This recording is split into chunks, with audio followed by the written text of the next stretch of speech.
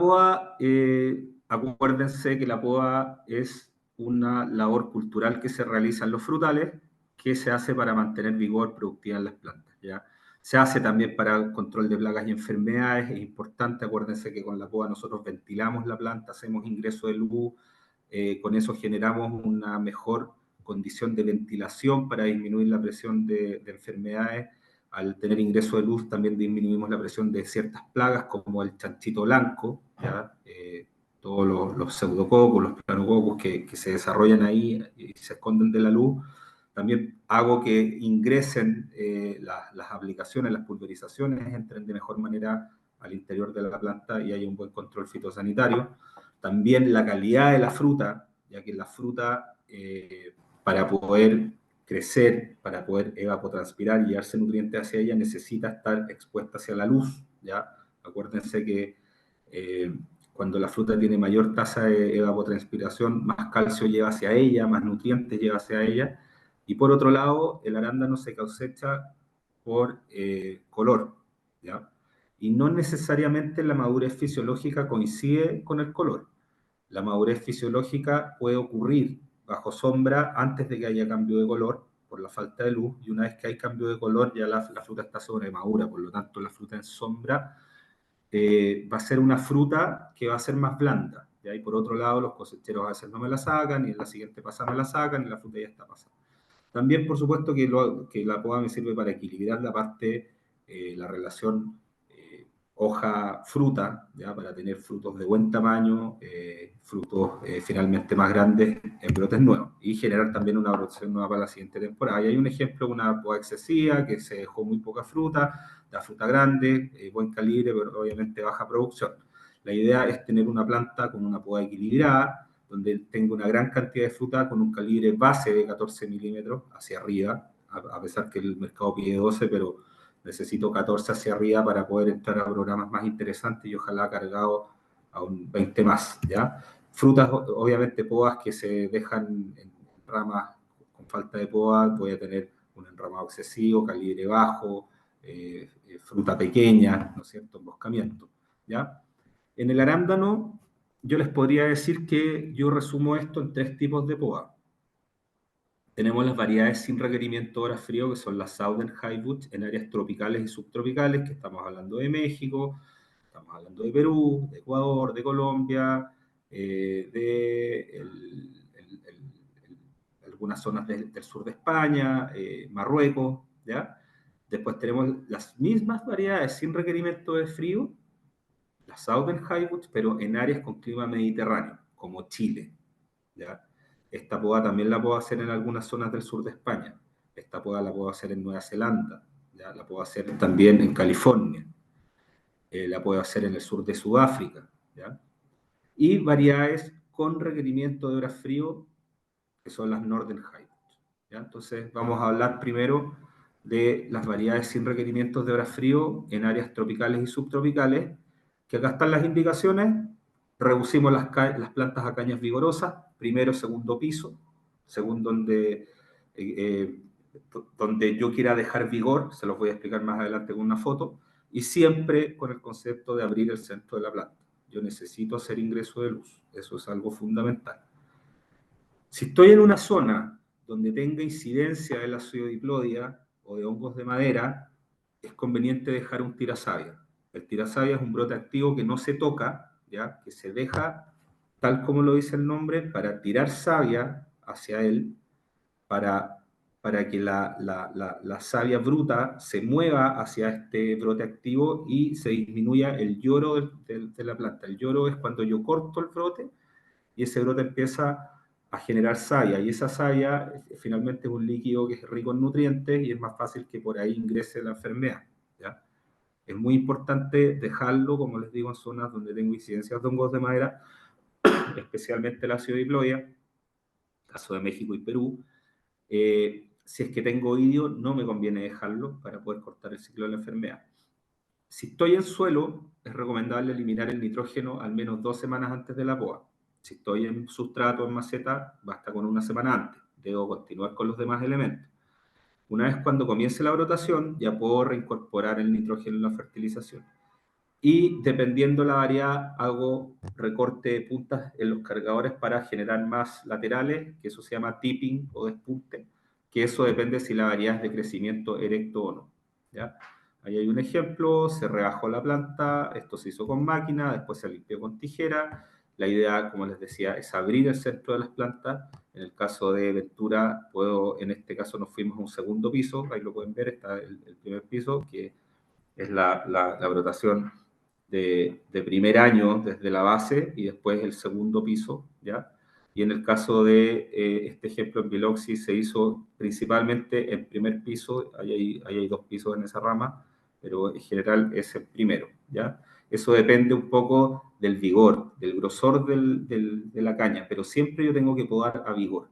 Eso quiere decir que si yo voy a dejar un segundo piso, o si voy a dejar una horqueta sobre la bifurcación, tiene que ser vigoroso, ¿ya? El ideal siempre es irme a vigor, ¿ya? Por ejemplo, acá, si ustedes ven, se está dejando una horqueta sobre un primer piso porque esa horqueta tiene más de 10 milímetros por cada lateral. Si esto fuese menor, me iría con el corte bajo la horqueta. Entonces, yo debo cortar siempre a vigor, abriendo el centro de la planta, ¿ya? Dejando entrada de luz, y les insisto que dependiendo del estado fitosanitario del huerto, se deja o no se deja un tirasay. Para que no pase esto. Esto es una planta que se está muriendo por hongos de madera, se empiezan a tizonar los brotes, empiezan a colapsar y finalmente la planta se muere completa. Acá pueden ver en la foto de la izquierda cómo se dejó ahí un tirasaya que se deja para que trabaje y disminuya el lloro. Muy importante, si se les mueren plantas, sacarlas, ¿ya? Esta foto la tomé en un campo en Portugal, que el productor no dejaba tirasayas, se le estaban muriendo plantas, las dejaba ahí, y obviamente después llueve, en esa madera enferma hay pignidos, los pignidos revientan, y continúa el desarrollo del hongo y la enfermedad no la para, ¿ya? Entonces hay que irlo retirando. Manejos sanitarios de la poda, les insisto, siempre 2 semanas antes de la poda eliminar todo el nitrógeno de la fertilización, una semana antes si es que es en maceta, una semana antes dar un riego más pesado, esto es para poder sacar sales, se pueden utilizar desplazadores de sales si es que lo necesito, siempre hacer una prepoda eliminando el material enfermo, plantas muertas, y esto se saca del campo, es para sacar inóculo del campo. Si es que tengo hongos de madera, tengo alta presión de Neofusicocum, de Botriofa aérea o del ácido diploide, una semana antes de la poda aplicar imexazol vía riego, 2,5 litros por hectárea. Acuérdense cuando yo les mostré en la primera clase los pics de crecimiento radicular, ¿ya? ¿Se acuerdan que en estas zonas el pic se da cercano a la poda? Una de las cosas buenas del imexazol es que el imexazol también estimula desarrollo radicular. Por lo tanto, fuera de tener un muy buen ingrediente activo para protección fitosanitaria, también tengo un muy buen enraizante, ¿ya? Entonces, también coincide con ese momento en el cual yo tengo que estimular raíces. Siempre dejar tirasabias para evitar que la planta tenga estrés más severo, a menos que tenga oidio, ¿ya? Ahí dice no dejar presencia de tirasabias si es que tengo oidio en el campo. Desinfectar tijeras entre cortes, ahí se puede usar permanganato de potasio al 2%, lo más fácil, es súper bueno, no se evapora como el alcohol, el cloro también se evapora, el cloro daña las tijeras, por lo tanto este producto funciona muy bien para destruir hongos y bacterias. Corte en diagonal o bisel, idealmente, por si es que llueve, ¿ya? Y pintar los cortes gruesos. Post-poda, aplicar tricoderma si es que estoy en un huerto orgánico, o proclorazo o fluacinam, funcionan muy bien, a mí me gusta mucho el fluacinam, y repetirlo a los 7 días desde la primera aplicación y a los 14 días, también obviamente dependiendo de la presión de hongos de madera. Si en mi campo no tengo hongos de madera, no necesito repetirlo, ¿ya? Lo mismo, 7 días después de la poda, repetir el imexazol vía riego, 2,5 litros por hectárea, si es que tengo presión de hongos de madera, de lo contrario no es necesario repetir, ¿ya? Y bloqueador solar cada 7 días hasta que el dosel vegetal genere sombreamiento propio, ¿ya? Esto es súper importante debido a que acuérdense que el arándano se fotosatura con 600 micromoles. Entonces, cuando yo podo, dejo todo expuesto hacia la luz. Y ahí tengo estrés abiótico. Acuérdense que hablamos lo que pasaba con el estrés abiótico, se producen las especies reactivas de oxígeno, la planta cae en estrés oxidativo, cascada oxidativa y tengo muerte celular. Y como yo tengo que evitar estrés, una de las formas de evitar estrés es usar caolinitas. Las caolinitas se aplican inmediatamente podado y después cuando ya la planta comienza a brotar, y las repito cada 7 días para poder tener una mayor tasa de crecimiento y disminuir este estrés abiótico, ¿ya? Después tengo manejos de crecimiento vegetativo y continuar con la estimulación radicular. Tengo el despunte, el tipping, el desbrote o despioje o eliminar brotes débiles en el interior de la planta, y la estimulación del desarrollo radicular, que la tengo que continuar de manera constante, ¿ya? El despunte se hace en plantas, en variedades donde necesito generar nuevos puntos de crecimiento, ya que estas variedades tienen fructificación terminal y son variedades de crecimiento erecto, son variedades que necesito que generen la mayor cantidad de laterales posible, como por ejemplo Ventura, Os Blue Mágica, ¿qué otra variedad que sea generalizada? Hacemos este despunte en Susilus, se puede hacer también en Chile. Entonces, adelanto finalmente esta división de brotes con el objetivo de tener mayor número de laterales para aumentar los puntos de carga. Cosas importantes de este manejo. Primero, que yo puedo tener criterio para poder usarlo en ciertas variedades donde quiero acelerar la división. Por ejemplo, si es que yo planto tarde, en general una POP no necesita despunte, pero si yo la planto tarde y quiero acelerar la división de laterales, lo puedo hacer. Siempre hacerlo, los despuntes, hacerlos con criterio al brote vigoroso que se está escapando. No voy a despuntar todo, porque si es que despunto todo, hago generar laterales débiles. Por lo tanto, el despunte debe ser selectivo, no se le hace a todo, ¿ya? Y lo otro es la fecha. Mientras yo más tarde haga el despunte, más atraso la partida de cosecha. Y hay un momento en el cual hago el despunte y finalmente no produzco nada. Lo que hago es generar una bajada de yemas, que es un despunte para aumentar la inducción y la diferenciación, ¿ya? Que también es un manejo que puedo hacer en ciertas variedades, que se llama despunte para diferenciación. Entonces partimos. El despunte consiste en eliminar el ápice del brote que está vegetando y que se está yendo en vigor. En algunas zonas se les dice chupón, en otras se les dice mamón, pero es el brote que está con un gran vigor y se está escapando. Entonces hago este despunte selectivo, ¿ya? Para generar laterales y finalmente no terminar con una tremenda rama larga, con poca fruta en la punta, porque son brotes tremendamente auxínicos y que me generen poca fruta, ¿ya? O se me puedan doblar y se me puedan romper o ir al suelo. La idea, como les decía, es hacer estos despuntes en brotes vigorosos, no a todo. Esta foto la tomé el año pasado en China.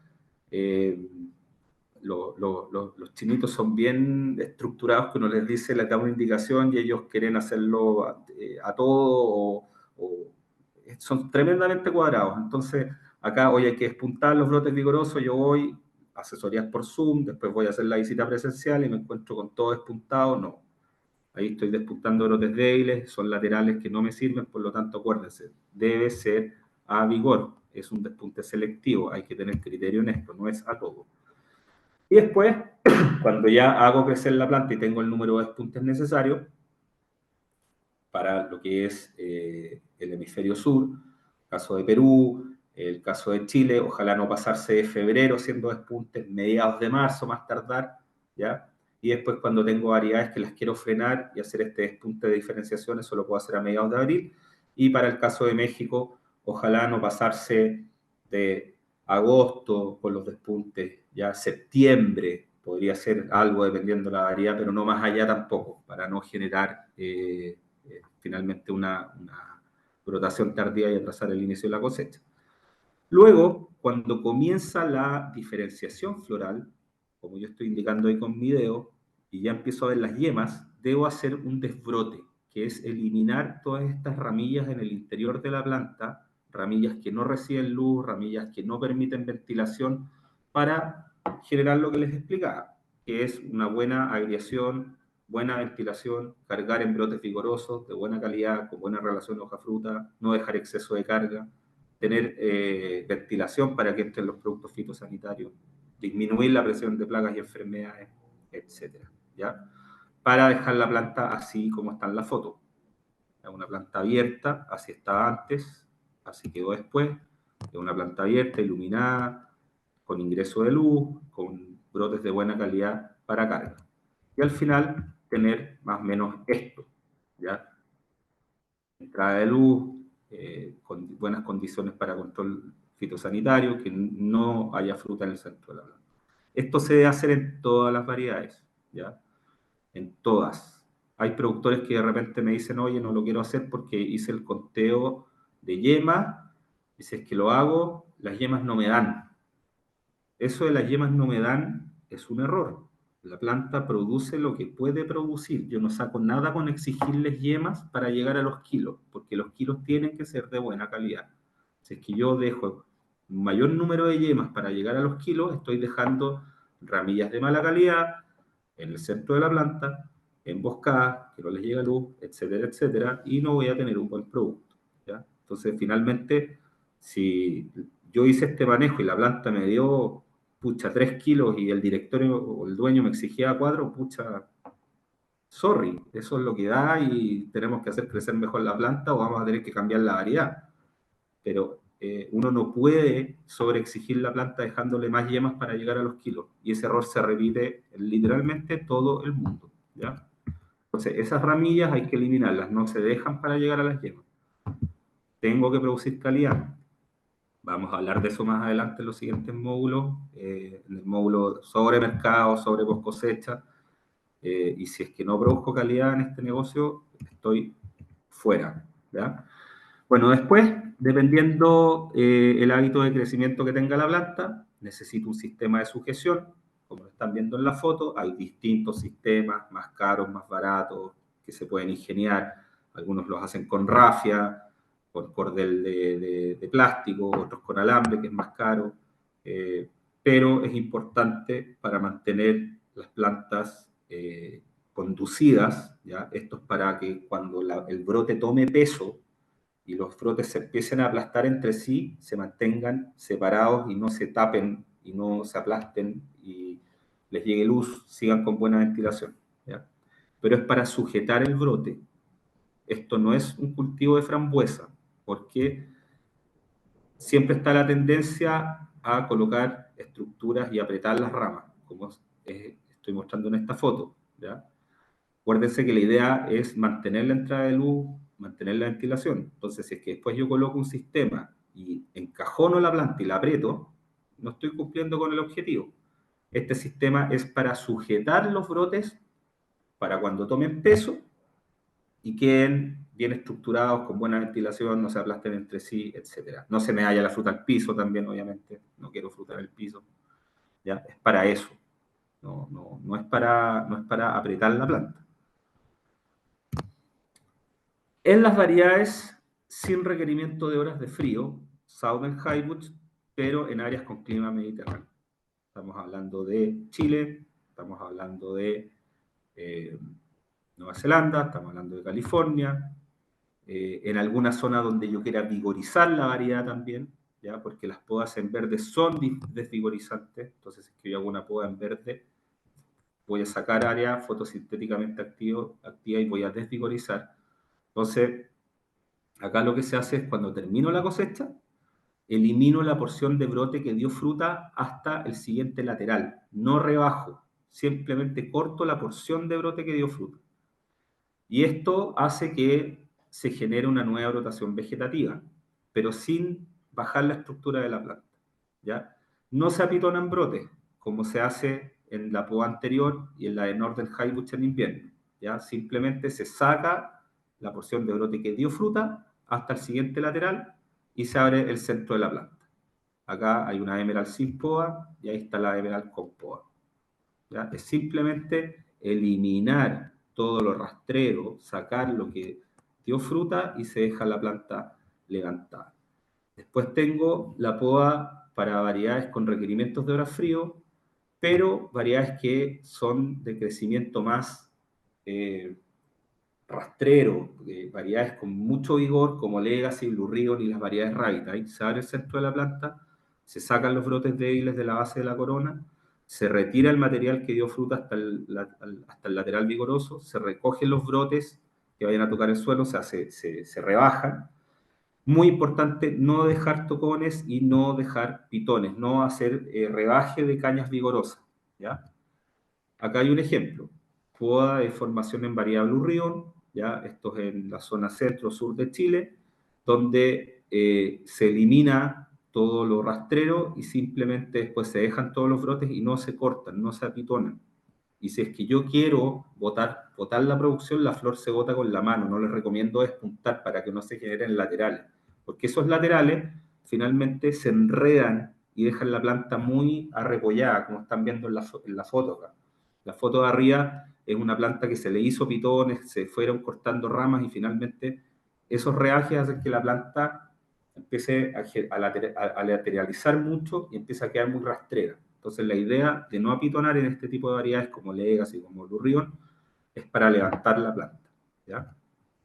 Entonces finalmente dejo una planta abierta con la fruta expuesta hacia la luz y con fruta de buena calidad, ¿ya? Acá hay otro ejemplo de poda, esta variedad también es Blue Ribbon, se abre todo el centro de la planta y no se hacen rebajes, como si se hace en las variedades Southern Highbush en zonas tropicales y subtropicales, ¿ya? Acá no se hacen rebajes, simplemente se deja.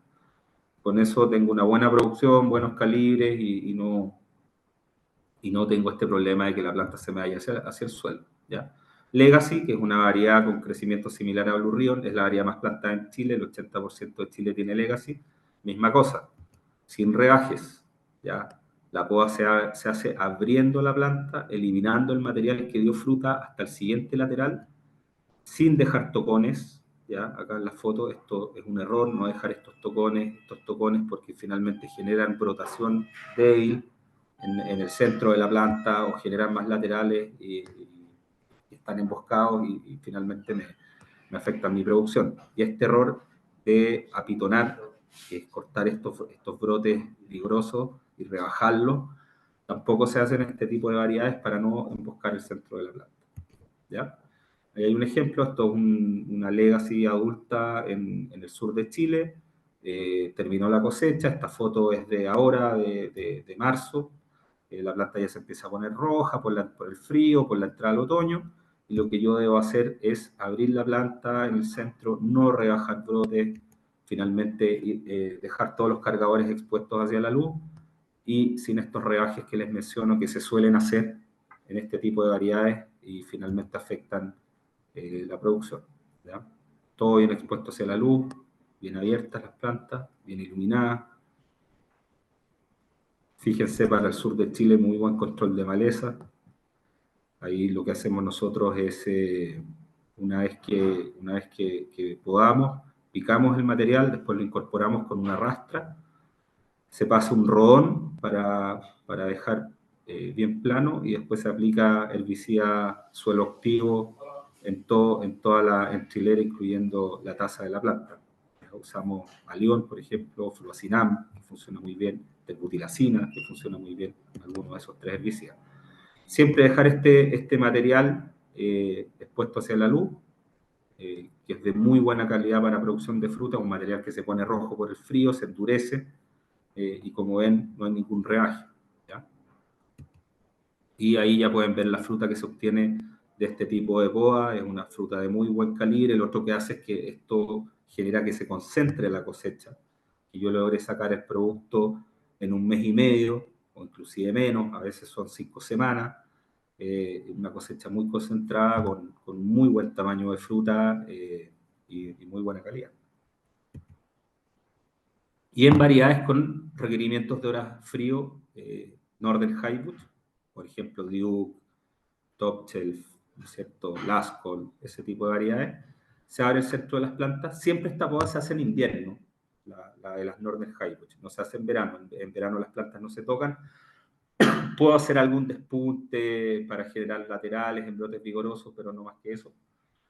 se abre el centro de las plantas, se sacan los brotes débiles de la base, se retira el material que dio fruta hasta el lateral vigoroso, se rebajan los brotes que se cruzan entre plantas o que tocan el suelo, si hay frutos o flores se sacan para tirarlos manualmente, y es muy importante no dejar tocones en las plantas. Por ejemplo, acá hay poda de formación en tube, están todas las plantas, ahí pueden ver, rebajadas. Acá esta es una poda similar a la que se hace en Perú en verano, ¿ya? Se saca todo lo de abajo y se rebaja para que la planta después brote con fuerza en primavera y no de fruta, ¿ya? Importante abrir el centro de la planta, levantar las plantas, conducirlas hacia arriba, ¿ya? Dejándolas bien estructuradas, formando siempre un vaso, una copa. Draper, lo mismo, las plantas se rebajan, eliminando la porción de brote que va a dar fruta. Esto es formación. Ahí hay otro ejemplo. Después, en producción, se abre el centro de la planta, se eliminan todos los brotes débiles de la base, se saca la porción de brote que dio fruta hasta el siguiente lateral vigoroso y la planta queda así como la ven en la foto. Acá la planta está en estado dormante, botó la hoja, esto es en invierno, ¿ya? Acá hay un ejemplo de una Draper sin poda, la foto de arriba, la foto A y la foto B, una Draper ya podada, la planta que la pueden ver está abierta, bien iluminada en el centro, formando un vaso. Al final el concepto es el mismo, lo que cambia es el criterio de la poda en función de la variedad y también del comportamiento que tiene la variedad en función de la zona donde yo estoy. Liberty, que es otra variedad, Northern Highwood, también arriba sin poda, abajo podada, ¿ya? Mismo ejemplo. Cargo, también la poda de formación se hace rebajando los brotes para que no den fruta y se eliminan los brotes débiles de la base. Y para producción se eliminan los brotes débiles del centro y todo lo rastrero, ya dejando la planta con los brotes bien iluminados y expuestos hacia la luz, ¿ya? Top shelf, lo mismo, la poda de formación se hace rebajando los brotes, y una vez que ya la planta está en producción, se deja todo expuesto hacia la luz. ¿Ya? Lascol, mismo cuento, rebaje, y una vez que ya entra en producción, dejo todo expuesto hacia la luz, se eliminan todos los materiales débiles, rastreros, etc. ¿Ya? Aspectos generales que tenemos que repasar, acuérdense, en las podas anteriores cortábamos nitrógeno, etc. En esta no se hace, estoy en invierno, pero sí desinfectar las herramientas de poda, permanganato al 2%, pintar todos los cortes gruesos con pasta de poda. Después de cada jornada asperjo cobre al huerto para proteger todos los cortes que hice, y en variedades más susceptibles a hongos de madera, como por ejemplo top shelf, o en algún huerto que lo tenga enfermo con fusigó, como con botiofa aérea, evitar podar en jornadas de lluvia y aplicar fungicidas para hongos de madera post-poda, como por ejemplo fluacinam o procloraz, ¿ya? Esos son los manejos sanitarios que se hacen en esta poda de variedades Northern Highwood en zonas con frío, ¿ya?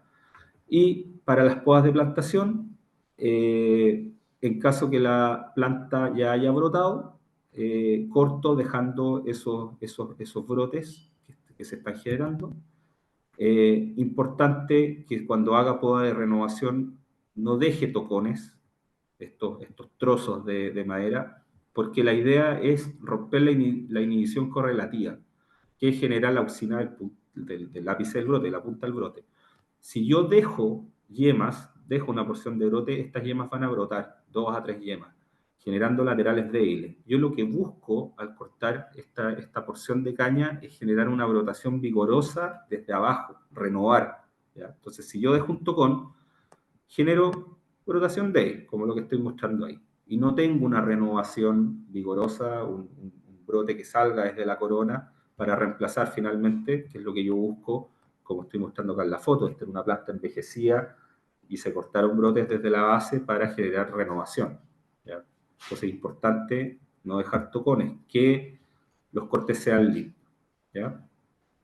Con respecto a lo que es fertilización, nutrición, Acuérdense, si estoy en suelo o estoy en sustrato, tremendamente importante. Vamos a hablar de sustratos más adelante en el siguiente módulo, en alguno de los que viene.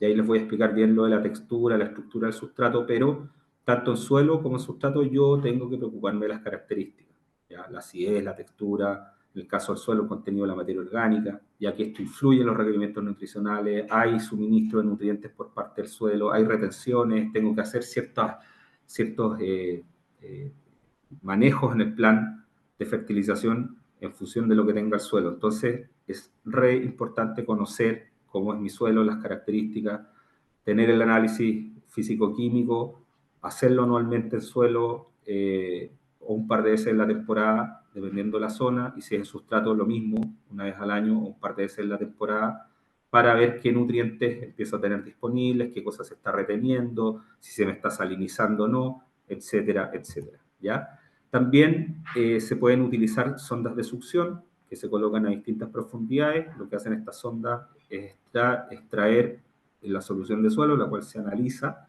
y yo con eso puedo ver cuál es la evolución desde que tengo mi agua de riego sin fertilizante, tengo la SFR, que es la solución fertilizante de riego, que es lo que va al gotero, y lo que ocurre en el suelo a distintas profundidades, o el sustrato, lo que ocurre en el sustrato y después lo que sale en el drenaje, ¿ya?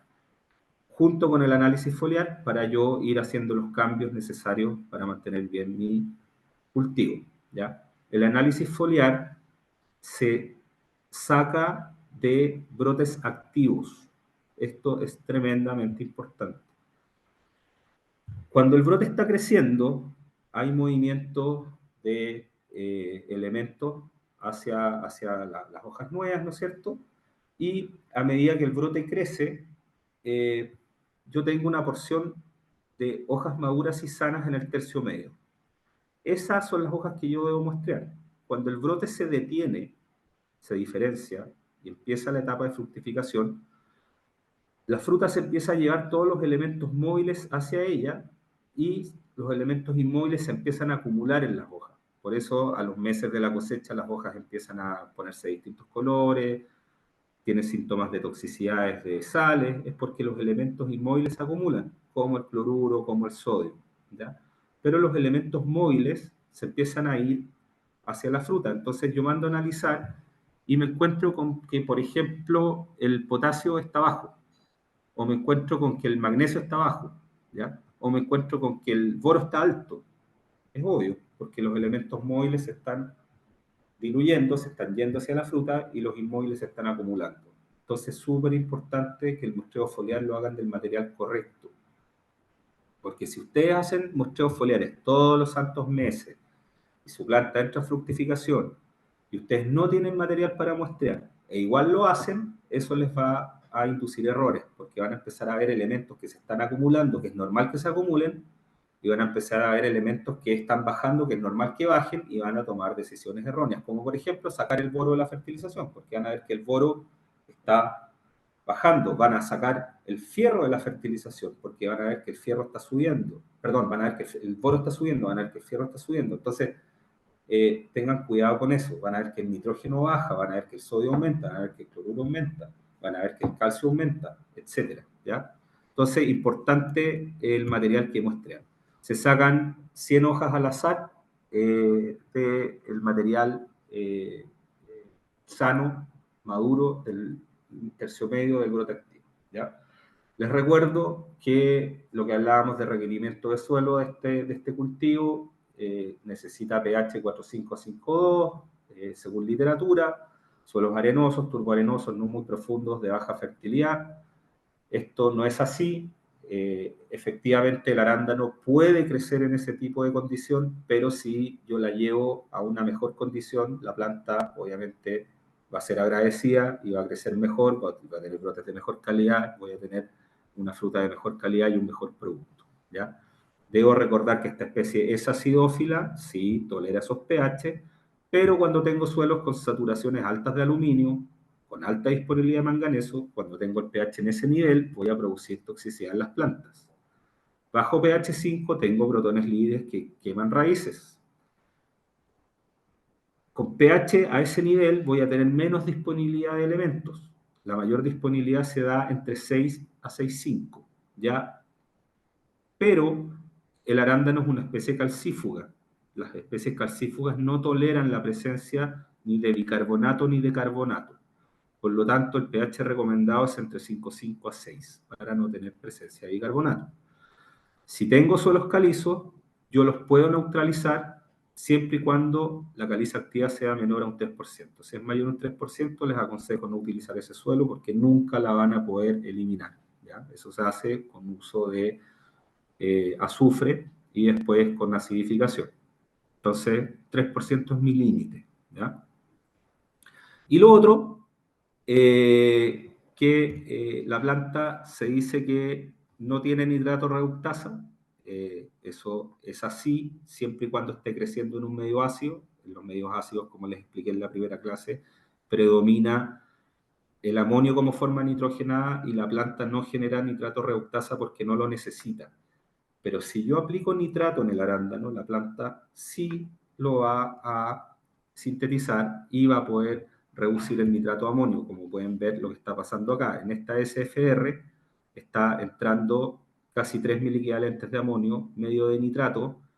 Ustedes pueden ver que en la sonda de 20 ese amonio pasa rápidamente a nitrato, normal, se nitrifica, por eso el pH cae, porque al nitrificarse acuérdense, por cada miliequivalente de amonio se liberan 4 protones, ¿ya? SNH4+, por lo tanto, al pasar a nitrato quedan 4 protones por cada miliequivalente dando vuelta. El pH es el antilogaritmo de la concentración de protones, por lo tanto, mientras más protones, más bajo es el número, ya por eso tengo esa caída de pH. Y después, ¿qué pasa? La planta termina tragándose el amonio, pero también el nitrato, ¿ya? O sea, en el balance yo puedo ver acá que termina tomándose el nitrato y por lo tanto la planta sí lo tolera. Yo manejo huertos con 100% de nitrato y las plantas crecen tan bien como un huerto manejado con 100% amonio, con la diferencia es que el amonio genera ciertos problemas, que los vamos a hablar ahora, como en años de niño, donde, como les explicaba, el amonio se metaboliza directamente y genera una respuesta vegetativa más violenta en la planta, ¿ya? Entonces yo tengo que controlar finalmente eso en base a nitrato o amonio. Para acordarnos lo que hace el nitrógeno, ¿no es cierto? Es un constituyente de un montón de grupos orgánicos, es el principal formador de proteínas, componente de ácidos nucleicos, ¿no es cierto?, de la clorofila, enzimas del grupo de citocromos, hormonas de crecimiento. La mitad del nitrógeno de las hojas forma parte de la enzima rubisco, altos niveles de nitrógeno estimulan síntesis de citoquinina, retarda senescencia, por supuesto, hace que la planta crezca más, ¿ya? El nitrógeno también quelata nutrientes. Ver síntomas de deficiencia de nitrógeno en el arándano no es tan poco común, me ha tocado verlo, ¿ya? La planta, acuérdense que el nitrógeno es móvil, por lo tanto la planta se empieza a poner amarillenta, media pálida desde la base, y después empiezo a ver brotes con crecimiento débil, raquíticos, delgados, y a veces pasa. Acuérdense lo que estamos hablando acá, todo lo que hace el nitrógeno. Al ver que el nitrógeno es tan esencial para el ARN, el ADN, las enzimas, las coenzimas, alcaloides, hormonas de crecimiento, ¿no es cierto? Proceso fotosintético. ¿A ustedes les cuadra el sacar el nitrógeno de la fertilización en periodos largos? Yo creo que no, ¿no es cierto? Porque es muy común encontrarse con campos que quieren detener el crecimiento de la planta y sacan el nitrógeno. Lo que hacen al sacar el nitrógeno es desbalancear la planta. El nitrógeno es móvil y el brote, si tiene el estímulo por parte del medio ambiente, va a seguir creciendo. ¿Y qué va a hacer? Va a movilizar el nitrógeno y las reservas hacia el ápice y voy a empezar a generar deficiencias de nitrógeno y voy a afectar la producción. Lo que yo hago ahí es manejar la relación nitrato-amonio.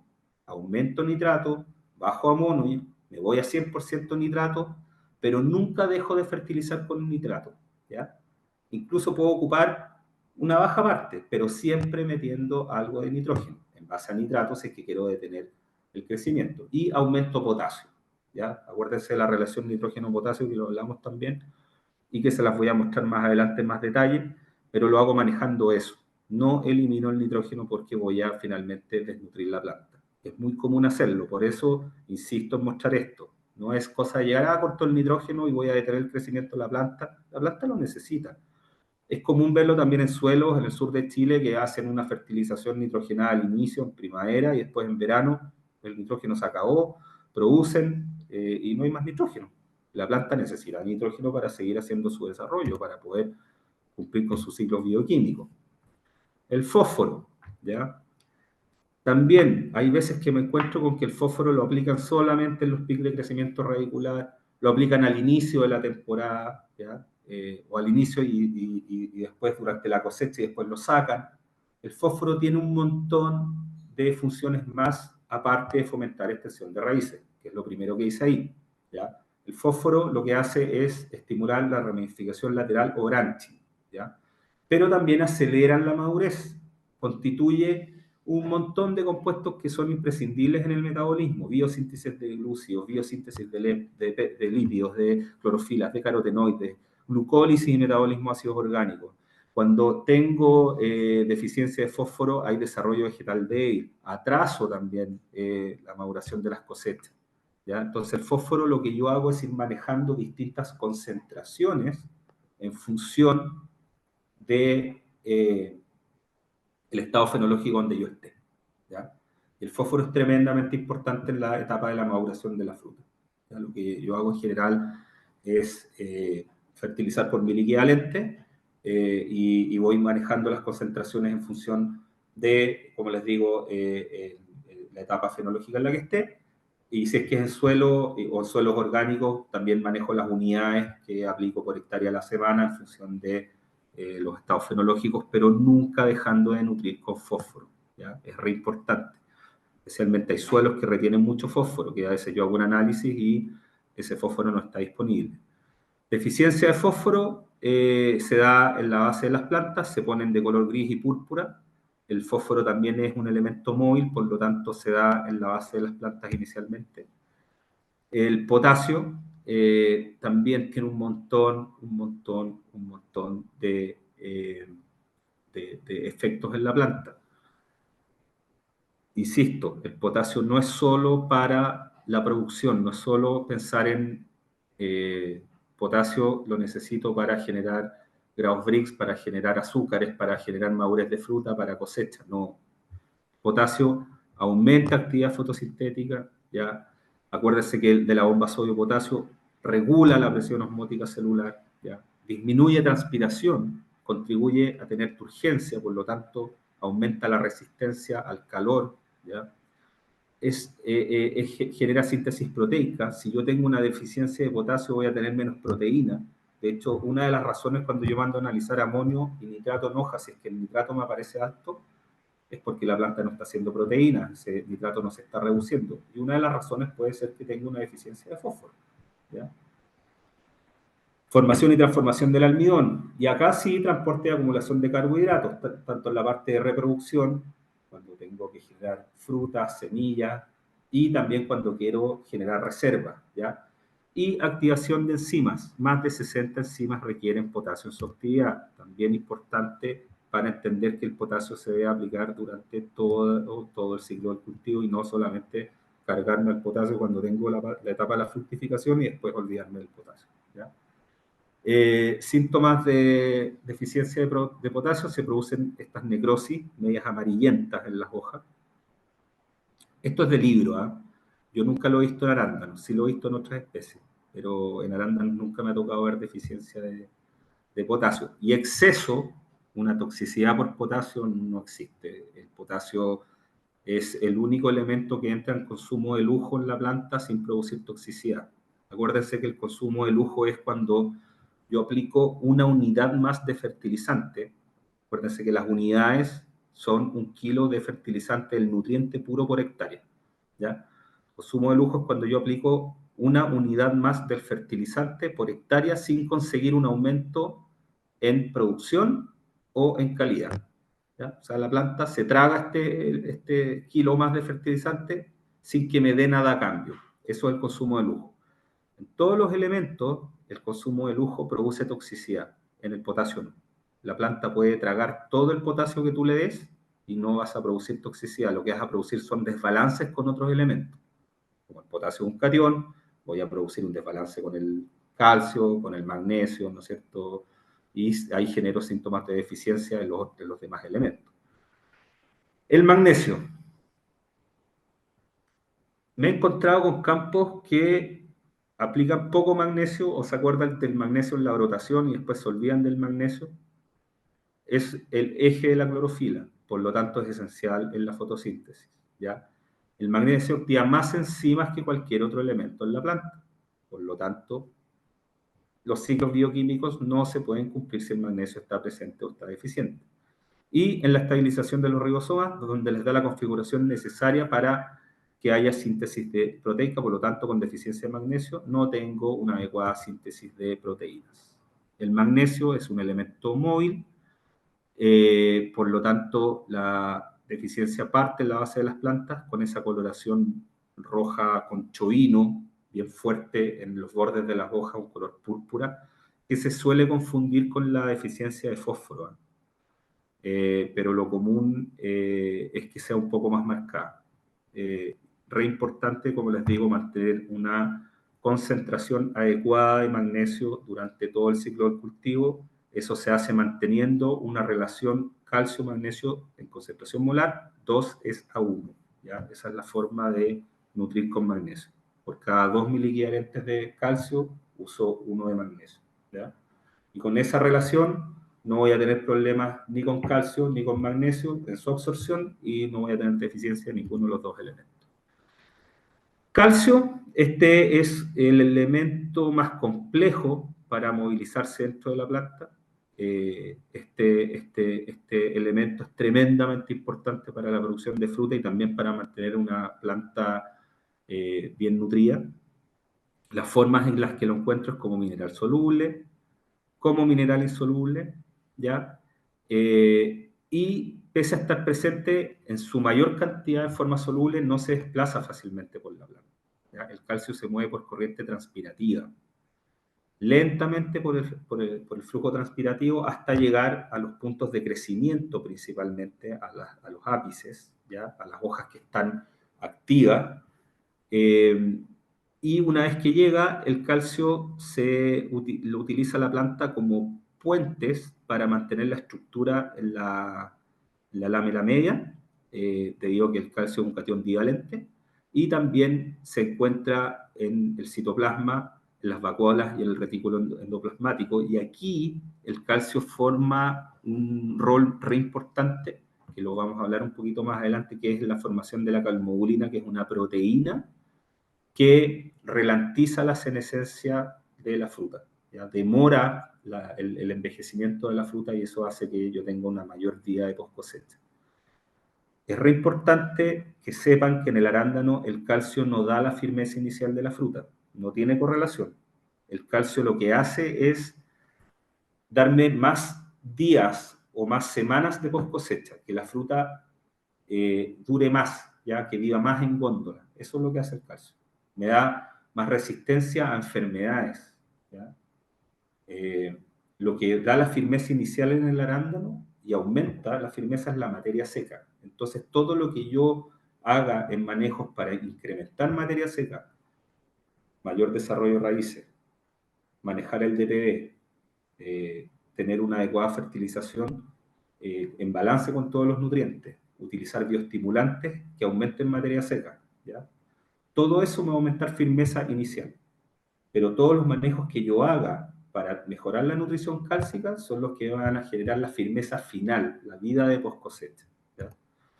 Entonces la absorción, como les decía, son las puntas de las raíces, la zona insuberizada de la raíz, se absorbe como calcio más 2, se va pasivamente vía xilema, se retransporta muy poco vía floema, y una vez que es absorbido por las regiones jóvenes de la raíz, progresa célula a célula pasivamente por el corriente de savia bruta, ¿ya? Calcio es re importante para la estimulación radicular, participa en la rizogénesis. Esto es de un libro que lo saqué de Machner, que es un excelente libro de nutrición agrícola, él es norteamericano, donde él muestra acá un estudio donde al incrementar la concentración de calcio en solución, por un tiempo dado, la extensión de raíces aumenta. Y cuando el calcio se elimina de la nutrición, de la solución nutritiva a las 2 horas, la producción de raíces nuevas y la extensión de raíces se detiene por completo. O sea, está demostrado de que el calcio es tremendamente importante en la rizogénesis. Como el calcio es transportado por xilema, cualquier factor que influya en la pérdida de agua detiene el transporte de calcio. Acuérdense lo que hablamos del DPB. ¿Ya? Si es que yo tengo alto DPB y no hago nada para combatir esto, no va a llegar calcio a esas ramillas, no va a llegar calcio a esa fruta que está cuajando y a esa fruta que está creciendo. ¿Ya?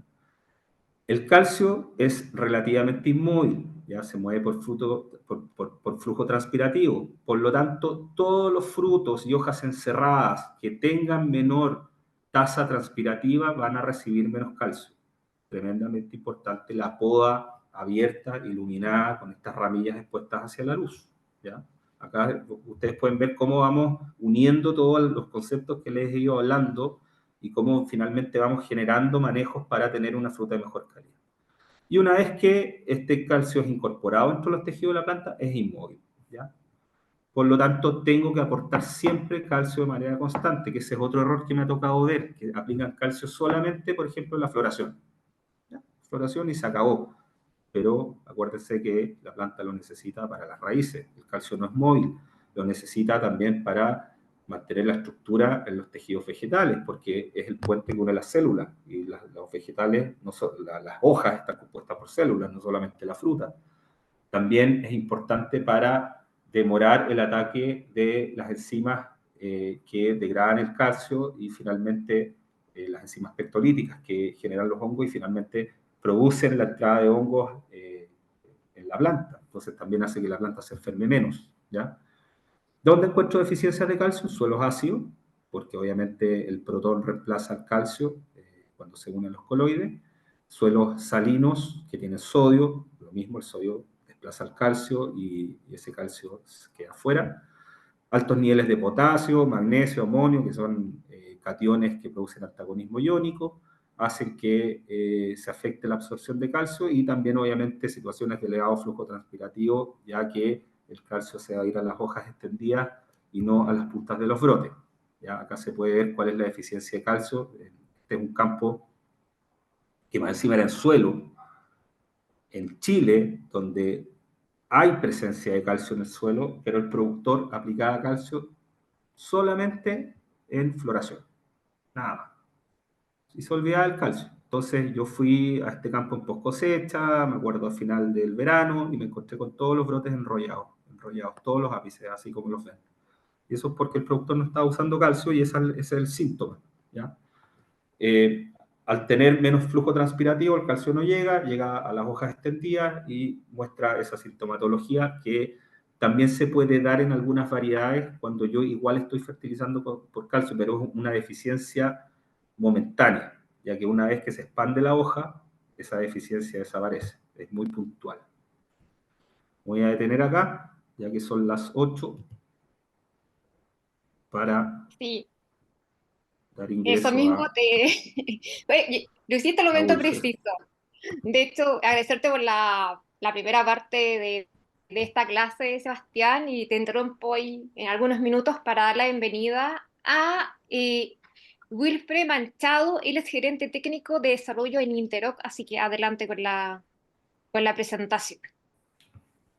Hola, muy buenas tardes. Saludos, Sebastián. Hola Un Wilfred, gusto, ¿cómo estás? bien, bien, un gusto, como siempre, compartir contigo y con este Gusto es auditorio mío. tan importante. Felicitando a la organización por el éxito que vienen logrando.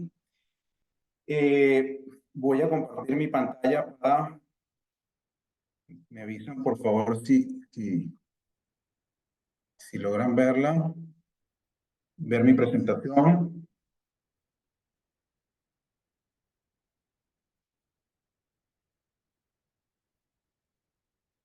Se ve perfectamente, Wilfred. Muy bien. Voy a apagar la cámara para mejorar la señal. Y bueno, de lo que queremos hablar precisamente tiene mucho que ver con lo que está comentando Sebastián. Me hubiese gustado más bien que tú continuaras para complementar, porque precisamente he venido siguiendo el curso, que está muy interesante, pero muy denso, Sebastián, muchísima información durante todos estos días. Me imagino que el auditorio ha venido haciendo un esfuerzo importante para tratar de ir, digamos, integrando y comprendiendo la complejidad y la gran cantidad de información que vienen ofreciendo todos los ponentes. Y precisamente has tocado un conjunto de elementos, hoy lo estás recalcando, el tema del estrés, su relación con la nutrición, y lo que queríamos un poco con Interrock acá, en vez de presentar tanta información, es traerles un mensaje directo, ¿ok? Para no complicar más el asunto. Y queríamos hablarles de Bombardier, que como ven en el título, lo denominamos un efectivo complemento en la estrategia de nutrición para el cultivo del arándano, ¿ok? Y ya vamos a ver por qué.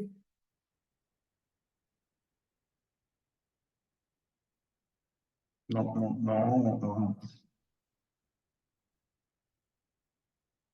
En principio, digamos que es el Bombardier, ¿ok?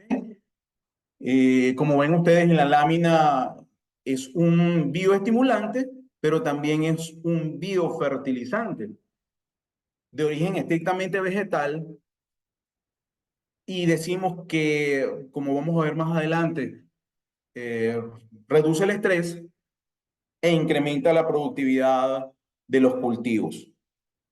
Y precisamente eso tiene que ver con el tema que está tratando Sebastián el día de hoy, el tema de la fertilización. Bombardier contiene aminoácidos obtenidos por medio de un exclusivo proceso natural de fermentación bacteriana que proporciona un aminograma específico, brindando un aporte equilibrado al cultivo. Ya vamos a ver eso en detalle, porque Sebastián sabe y todos sabemos que no basta con decir que, como aparece en esta lámina, contiene ácidos fúlbicos, materia orgánica, nitrógeno, bioestimulantes naturales, carbohidratos, sino que es importante ver el aminograma, porque hay, como sabemos, muchísimos aminoácidos en el mercado, y es importante saber qué estamos aplicando. Y en este caso, como ustedes pueden ver, en principio la composición de este producto tiene que ver con una importante proporción de ácidos, de aminoácidos libres, ¿ok? Un 13% en relación peso-peso, un 16.6% en proporción peso-volumen. El resto de los nutrientes tiene que ver con nitrógeno, precisamente lo que viene conversando Sebastián la tarde de hoy, la importancia del nitrógeno en el cultivo. Tenemos nitrógeno total, 8,4%, nitrógeno orgánico, además de nitrógeno amoniacal, extracto húmico total, materia orgánica y carbono orgánico. Y hacemos en esta lámina hincapié en el tema de los aminoácidos, porque es precisamente allí donde creemos que principalmente tiene el aporte esta herramienta. Como ustedes ven allí, ese aminograma refleja un contenido realmente importante de ácido glutámico, ¿okay? También otros aminoácidos como alanina, ácido aspartico, una, digamos, proporción modesta de prolina, pero hacemos hincapié en los tres primeros, principalmente en el ácido glutámico. ¿Por qué? Porque como ustedes saben, pues hay muchísima investigación y por razones de tiempo presento dos de los últimos 10 años, en donde se señala claramente que el ácido glutámico favorece la formación de clorofila.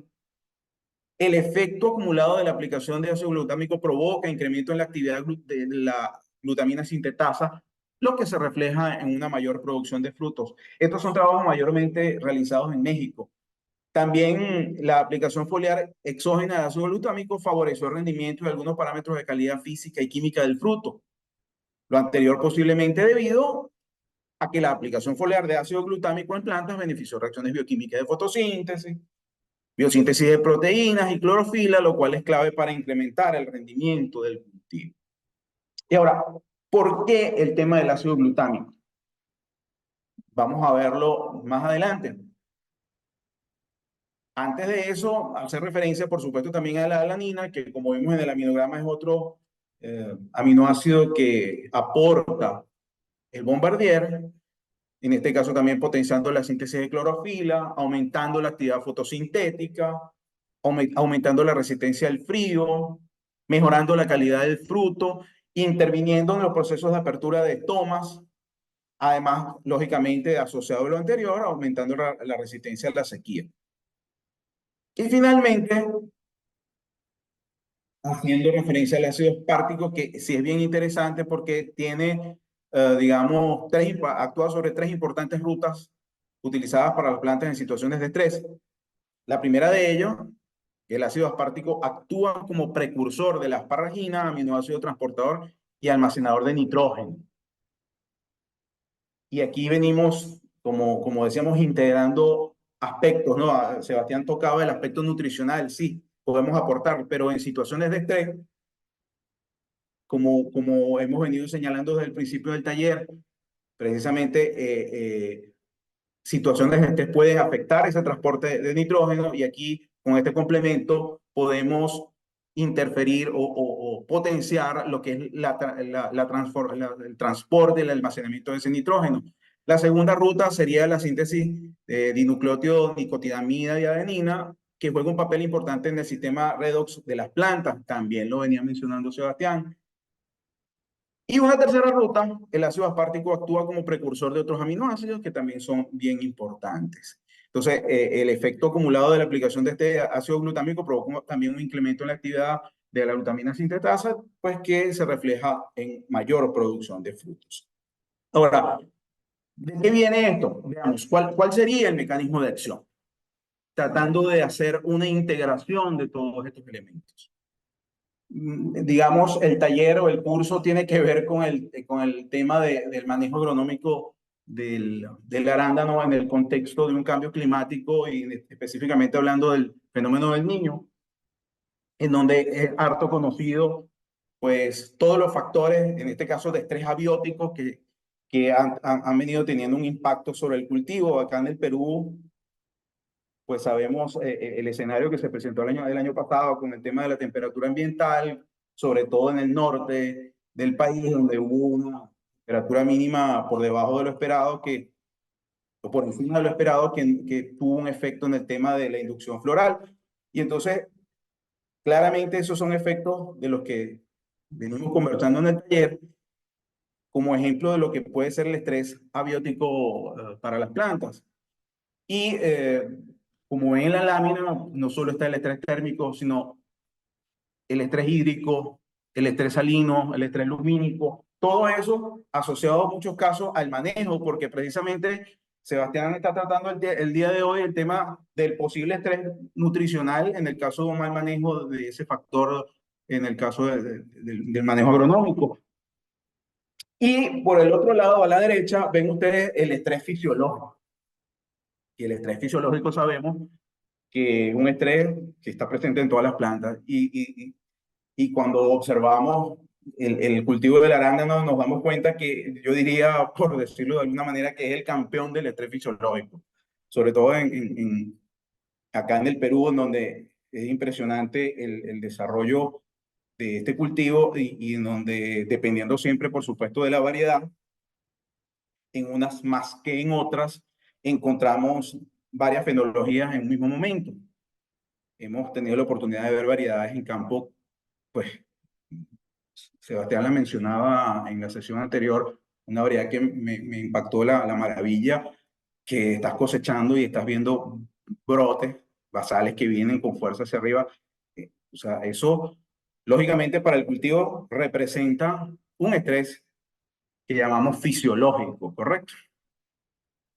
Y ante la presencia de todos estos factores, tanto abióticos como fisiológicos, pues un producto como Bombardier, lo que tratamos de representar en el diagrama de la derecha, lo que trata es de reducir este estrés, brindarle al cultivo aminoácidos que lo preparen para reducir las posibilidades de estrés. De alguna manera, si queremos verlo de una manera bien sencilla, es como una especie de seguro que permite al cultivo reducir. La línea que ven en la línea, digamos, en la parte de arriba representa una tasa de estrés hipotética en la aplicación del producto. Utilizando el mismo, lo que logramos es disminuir esos niveles de estrés, logrando lo que denominamos una zona de ahorro energético. ¿Okay? Y toda esa energía que la planta, de alguna manera, como decimos allí, ahorra para no combatir el estrés, es una energía que puede utilizar y derivar para otras funciones, tal sería el caso de la producción agrícola y por eso el rendimiento, y por eso decimos precisamente que pues tiende a estimular no solo la reducción del estrés, sino también estimular el rendimiento del cultivo. Y no es el caso específico del arándano, pero pretendemos ejemplificar pues cómo opera este proceso de reducción de estrés salino y de estrés hídrico con estas figuras que de alguna manera representan digamos, en el caso de la figura de la izquierda, la respuesta en términos de producción en la medida que se incrementa la salinidad. La línea pues roja representaría pues la merma de la producción debido a la ausencia del estímulo, y en el caso de la derecha, de la línea superior, representaría la respuesta con la bioestimulación, lo cual delimita un área en el gráfico que de alguna manera representa una mayor o una menor reducción de la producción en el caso de la presencia de un factor abiótico de estrés como es la salinidad. En el caso de la derecha se presenta una situación muy similar, pero ejemplificándolo con lo que sería la restricción de agua, es decir, un estrés de tipo hídrico.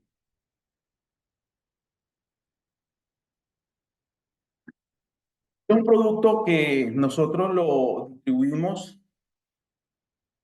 Lo que ven ahí a la izquierda es el pomo. No sé si algunos, seguramente muchos lo conocen porque es un producto que tiene ya algún tiempo en el mercado. Vamos a hablar al final de la presentación un poco de eso, y para los que lo conocen y no se extrañen, eso que ven allí a la izquierda es el pomo nuevo con la nueva presentación. El pomo original tenía un diseño que ha sido renovado. Esta es la última actualización del pomo. Es exactamente el mismo producto.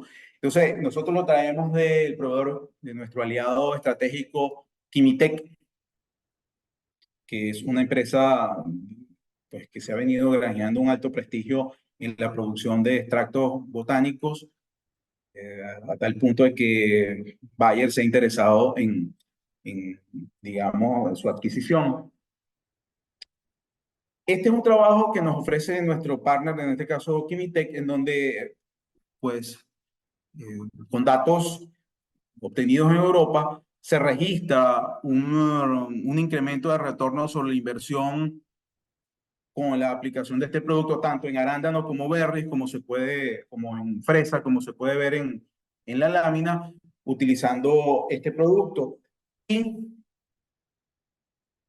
debo confesar que nosotros acá en el Perú, a pesar de que hemos trabajado, hemos validado este producto, no tenemos experiencias directas con lo que es su efecto potenciador de productos fitosanitarios. Sin embargo, datos provenientes de Kimitec dan cuenta de una posibilidad incluso de que este producto tenga un efecto potenciador de productos químicos, en este caso fungicidas, como pueden ver en la lámina, en donde pues claramente se ve cuando no se tiene bioestimulante, obviamente una mayor tasa de infección, tenemos un fungicida del 50%, teniendo el fungicida del 100%, lógicamente la tasa de infección es muchísimo mayor.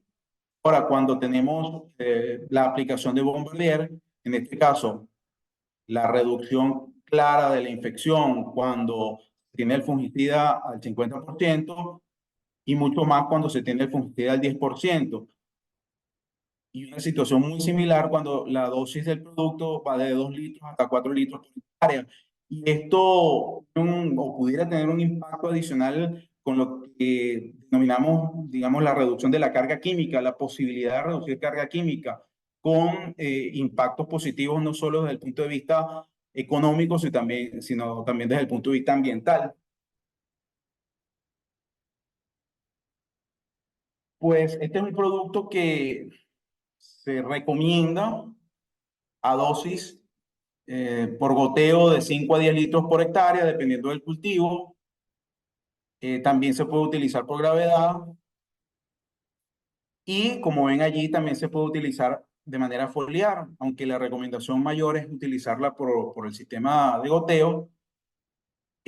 Cuando hablamos de tratamiento de choque, nos referimos a situaciones que hemos podido evidenciar claramente en las que por algún error de manejo o por una sobredosificación de algún herbicida, incluso de algún fungicida, podremos o se haya provocado una fitotoxicidad en el cultivo, pues el Bombardier nos sirve también un poco para propiciar la recuperación de las plantas. Y en ese sentido es lo que se denomina el tratamiento de choque.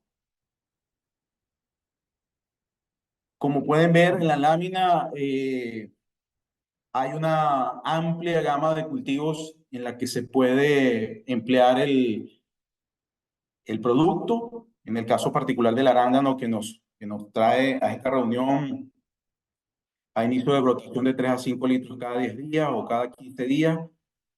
Acá se recomienda aplicaciones incluso en post cosecha para estimular el incremento radicular.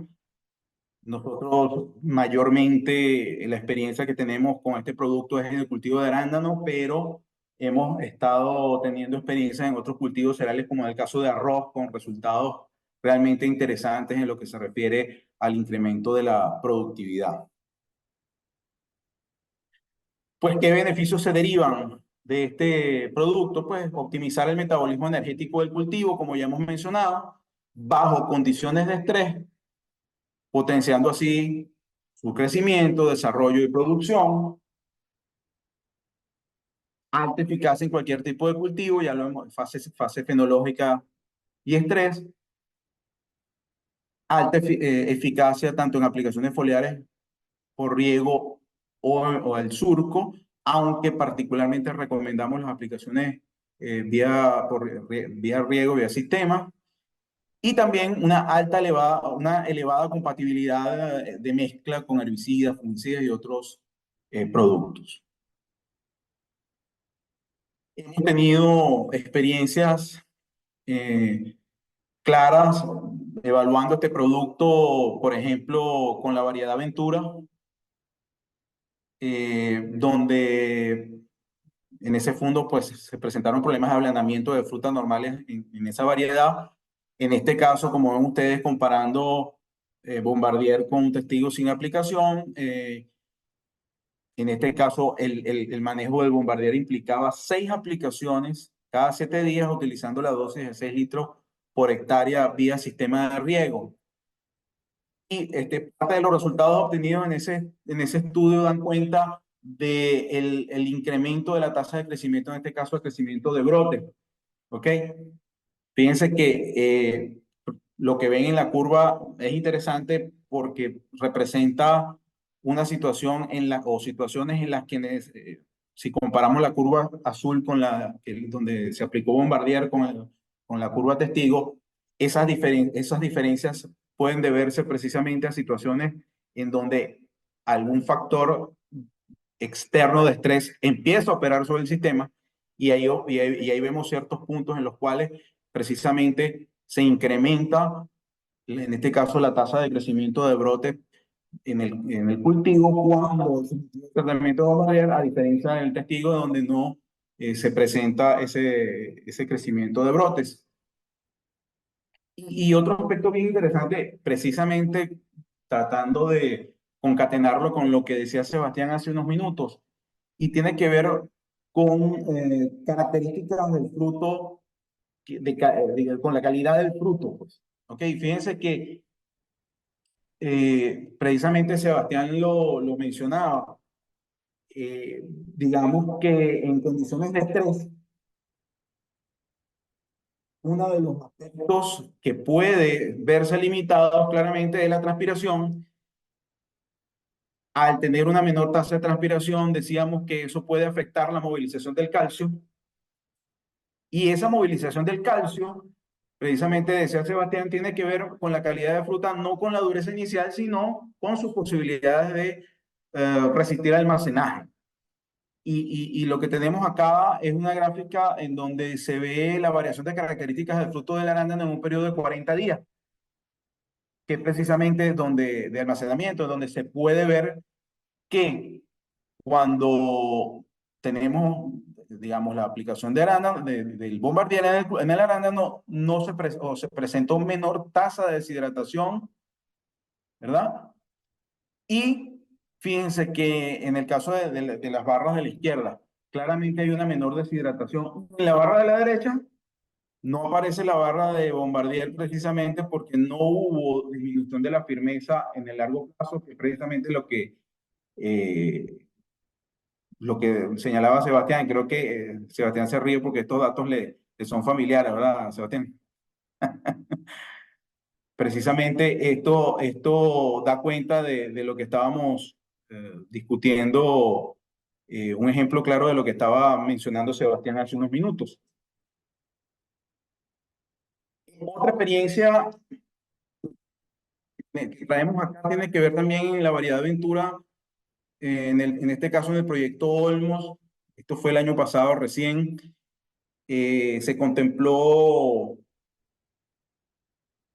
como ven en la lámina, un testigo sin aplicación y Bombardier. En este caso, el manejo tenía que ver con 4 aplicaciones cada 5 días y en este caso utilizando una dosis igual dentro del rango recomendado de 7 litros por hectárea vía sistema de riego. Y los resultados dan cuenta, como ya hemos mencionado, de un incremento claro del número de yemas florales y del número de yemas hinchadas cuando se utiliza el producto.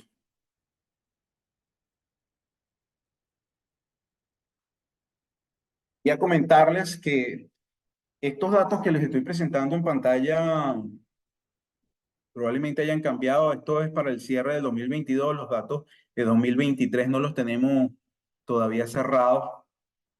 Puede haber seguramente algunas discrepancias. Estamos hablando de más o menos lo que tenemos registrado, el valor de mercado del arándano para el cierre de 2022. Hablamos de un mercado de 40 millones de dólares aproximadamente y 18.5 hectáreas, más o menos, puede llegar a 20.000 hectáreas.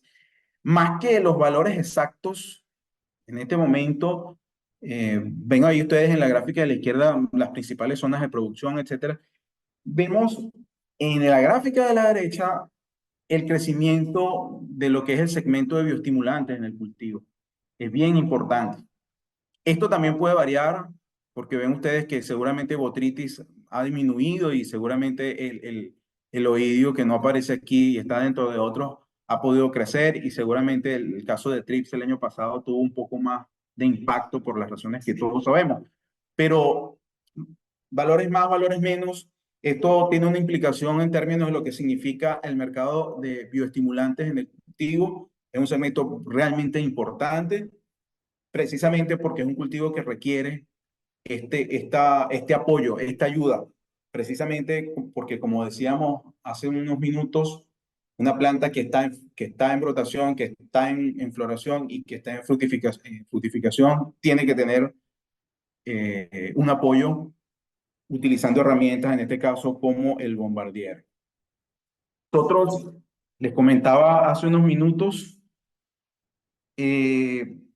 tenemos en esta lámina datos, les presentamos datos desde el 2020 que dan cuenta en términos de superficie de lo que ha venido siendo el crecimiento del uso de este bioestimulante Bombardier en los últimos años, 2020, 2021, 22 y 23. Si vemos un efecto en el año 2023 quizá de disminución por lo que hemos venido viendo, pero del bienio 2021 al bienio 2022, que se registra una tendencia muy similar, pues una prácticamente casi triplicación del uso del bioestimulante, y donde precisamente más se emplea es en las plantaciones del norte, en donde han venido siendo sometidas a mayores condiciones de estrés abiótico.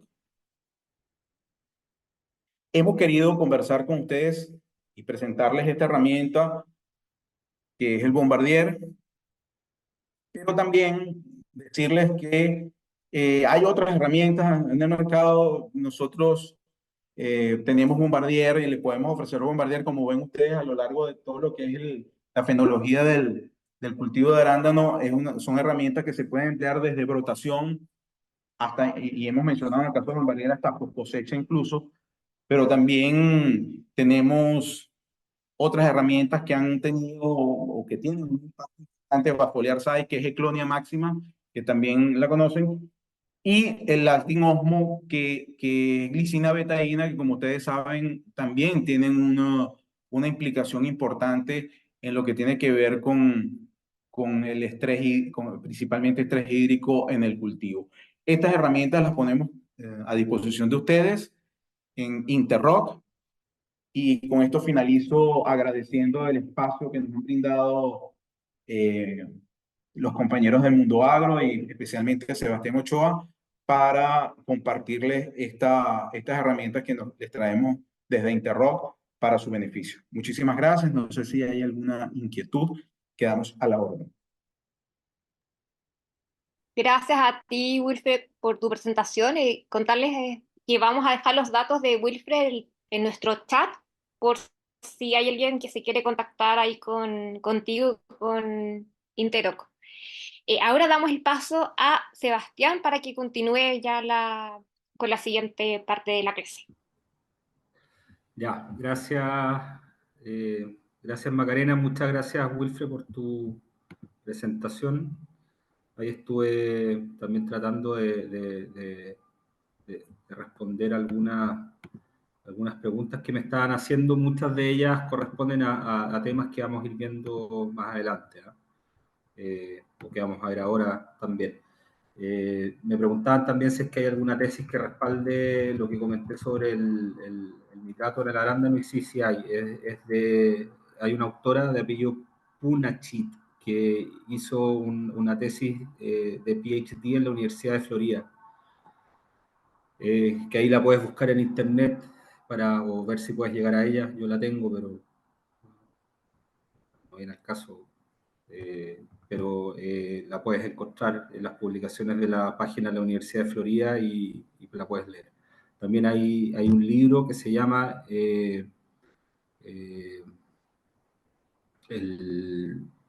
me olvidó el nombre. Hay un libro de un químico agrícola español, se llama El metabolismo del nitrógeno, que también puedes leer al respecto, ¿ya? Sobre que las especies generan nitrato reductasa en función del medio. Hay informaciones, cosa de que busques el libro especializado en temas de nutrición específicamente nitrogenada y puedes encontrar eso. Bueno, lo que les decía del calcio, y como les mencionó también Wilfred, que necesito que la planta tenga una adecuada corriente transpirativa. Entonces, obviamente, si estoy con excesos de temperatura, como ocurrieron este año y medio por el tema del Niño, con exceso de radiación, mucho calor, voy a afectar el movimiento del calcio hacia los puntos de crecimiento y también hacia la fruta, porque tiene una menor tasa de evapotranspiración en relación a otras partes de la planta, y por lo tanto voy a hacer que mi fruta tenga una menor vida de post cosecha, ¿ya? Como les mencioné, el calcio actúa formando parte de la estructura de la protopectina de la lámina media, por lo tanto es un agente cementante, forma el pectato cálcico, o el calcio ligado, que está entre medio de las paredes celulares, y las mantiene unidas teniendo función estructural y fortaleciendo las paredes celulares, ¿ya? En la lámina media se encuentra unido el complejo de proteínas y pectinas, que esto hace que se genere resistencia al ataque de las enzimas poligalacturonasas, que son las responsables de su hidrólisis, ¿ya? Acuérdense que las poligalacturonasas son enzimas que se van generando y generan degradación enzimática a medida que el tejido va envejeciendo hasta que se colapsa y se desorganiza y se colapsa. Por lo tanto, si yo tengo más calcio, tengo más resistencia a las poligalacturonasas y por lo tanto el envejecimiento va a ser más tardío. Les mencioné, es muy importante en el desarrollo de las raíces, ¿ya? En resumen, regula absorción de nitrógeno, actúa como transporte de azúcares, neutraliza ácidos orgánicos, modula actividad de más de 150 enzimas, contrarresta efectos debido al exceso de otros cationes, favorece formación de nódulos en leguminosas, esencial en la selectividad membrana, participa también en la economía hídrica, haciendo un papel contrario al potasio, y participa activamente en el desarrollo del tubo polínico, y esto que se descubrió en los años 80, que 4 átomos de calcio con 148 aminoácidos forman una proteína que se llama calmodulina, que lo que hace la calmodulina finalmente es inhibir la acción de enzimas que desencadenan senescencia. Y finalmente, envejecimiento que genera ablandamiento, adenosidad, ennegrecimiento, etcétera, en frutas y hortalizas, ¿ya? Porque finalmente lo que desencadenan estas enzimas es producción de etileno, ¿ya? Y también inhiben la acción de las enzimas pectolíticas, que son las enzimas que utilizan los hongos para poder ingresar finalmente en las células y poder destruirlas, ¿ya? Es importante entonces la nutrición cálcica, insisto, y poder mantener una actividad en la planta que permita que esta nutrición sea efectiva, porque puedo aplicar muy buenos fertilizantes, pero si no manejo el estrés, no manejo el déficit de presión de vapor, no voy a tener una buena llegada de calcio a mi fruta, ¿ya?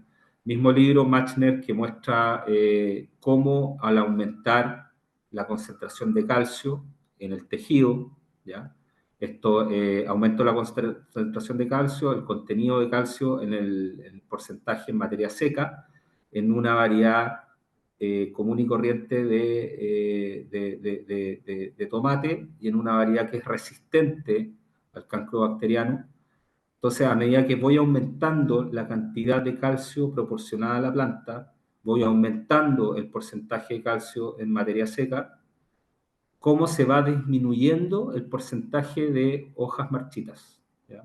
Acá pueden ver 84% cuando no aplico calcio, a un 27% cuando aplico 300 miligramos de calcio por litro de agua, y cuando aplico esa misma cantidad, cómo aumento el porcentaje de calcio en esta variedad que es resistente y disminuyo de 56% a un 8% hojas marchitas en la planta, ¿ya? Entonces, no solamente es importante, les insisto, en lo que es la fruta, también cuando los huertos se les enfermen, hongos de madera, etcétera, preocuparse de la nutrición cálcica, ¿ya? ¿Y cómo hacer que este calcio, que me cuesta mucho llevarlo hacia la fruta, se mueva de mejor manera? Hay calcios quelatados que se venden en el mercado, por ejemplo, los calcios con ácidos polihidroxicarboxílicos, que funcionan muy bien. Les aconsejo, aparte de la nutrición cálcica base que uno hace en las plantas, reforzar con este tipo de calcio en el momento de la floración, que es cuando se produce el pectato de calcio, cuando se produce el calcio ligado, que eso es en división celular. Ya acá tenemos 3 tratamientos que se hicieron con distintas concentraciones en inicio de flor, 50, 80 y 100% de flor, donde podemos ver cómo aumenta el calcio ligado con diferencia estadísticamente significativa en todos los tratamientos donde se está aplicando. Tengo un mayor crecimiento de brotes, que es lo que finalmente me indica que tengo una mayor actividad en la planta. ¿Y por qué? Las raíces. Voy a tener más actividad de raíces, voy a tener mayor crecimiento de brotes. Entonces, aumento el largo de brotes y finalmente aumento la vida post cosecha, por supuesto, que no lo muestro acá, pero sí la fruta se mantiene más blanda por más tiempo. ¿Cómo manejo los microelementos?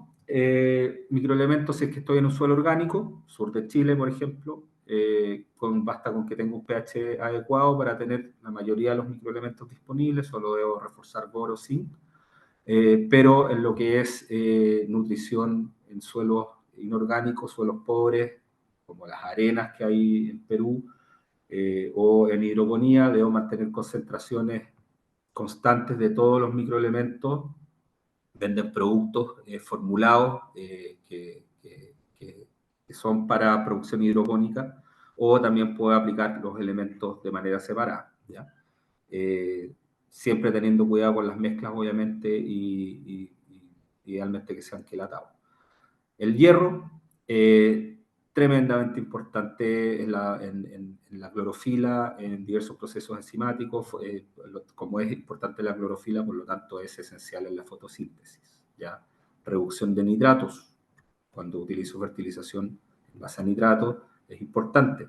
Muchas veces se piensa que en el arándano yo no utilizo fertilización en base a nitratos porque meto amonio, pero el amonio rápidamente se nitrifica, y al nitrificarse la planta termina absorbiendo nitratos igual, ¿ya? Entonces necesito preocuparme de los microelementos que trabajan en ese proceso.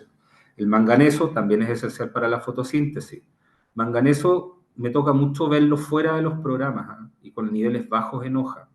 Es muy importante. Muchas veces hay clorosis que se parecen a las férricas, pero que son por deficiencia de manganeso, ¿ya? Por lo tanto, no se olviden del boro. El boro, aparte de la floración, porque se acuerdan siempre, no, oye, hay que aplicar boro para la floración, porque tiene que ver con la fertilidad del polen, el crecimiento tubo polínico. El boro también participa en metabolismo de glúcido, forma paredes celulares. El boro con el calcio son dos elementos que tienen que ir juntos, ya que el boro es el que produce la síntesis de pectinas y ligninas, y el calcio es el que los une finalmente, ¿ya? Entonces, es como que el boro es el ladrillo y el calcio es el cemento. Entonces, me tengo que preocupar de esa relación boro-calcio, proceso de transporte, ¿ya? Formación de calosa, que es un compuesto cercano a la celulosa, absorción y utilización del fósforo, estabilización de membrana celular, elongación de raíz. O sea, tiene un montón finalmente de efectos que muchas veces, ¿no? El boro, como les digo, lo aplico en la floración, después me olvido, tengo miedo porque puede producir toxicidad. Sí, el boro es el microelemento que en menor cantidad se necesita y es muy fácil pasar a la fitotoxicidad, pero si yo aplico menos de una ppm de boro, nunca voy a tener problemas. O sea, yo puedo aplicar media ppm de manera constante y jamás voy a producir una toxicidad, ¿ya? El zinc también es otro elemento que muchas veces se utiliza solamente en brotación y después o en floración, porque también tiene que ver con la viabilidad de la flor, y después se olvidan de él. Acuérdense que para que se produzca biosíntesis de auxina se necesita zinc junto al triptófano, de lo contrario no voy a tener auxina, ¿ya? Súper importante para el crecimiento de la planta. Y el cobre, que interviene en enzimas por temas de oxidorreducción, ¿ya? Al igual que el hierro, y muchas enzimas contienen cobre. Por lo tanto, el cobre no solamente acordarse de él cuando tengo que matar alguna bacteria. ¿Ya? El cobre es tremendamente importante en la nutrición.